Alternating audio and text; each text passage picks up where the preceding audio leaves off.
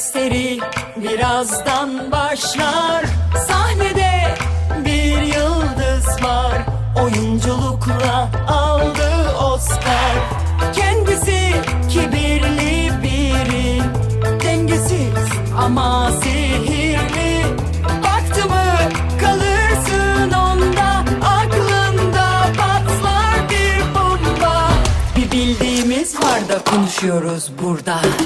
O şimdi Cinderella, özünde Cinderella. Kararlı ama zararlı, hep atarlı bir muamma. Yüzünde maskesiyle gülümsüyor hafifçe. Kıskanırdı görse Mona Lisa. O şimdi Cinderella, özünde Cinderella. Kararlı ama zararlı, hep atarlı bir muamma. Yüzünde maskesiyle gülümsüyor hafifçe. Kıskanırdı görse Mona Lisa.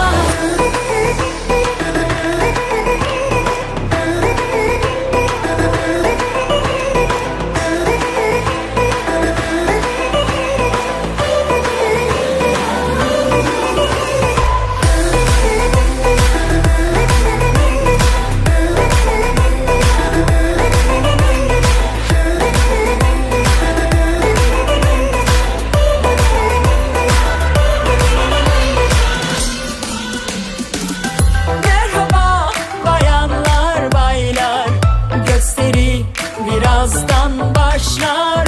Sahnede bir yıldız var, oyunculukla aldı Oscar.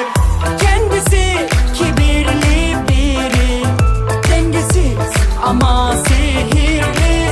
Baktı mı kalırsın onda, aklında patlar bir bomba. Bir bildiğimiz var da konuşuyoruz burada. O şimdi Cinderella, özünde Cinderella. Kararlı ama zararlı, hep atarlı bir muamma. Yüzünde maskesiyle gülümsüyor hafifçe. Kıskanırdı görse Mona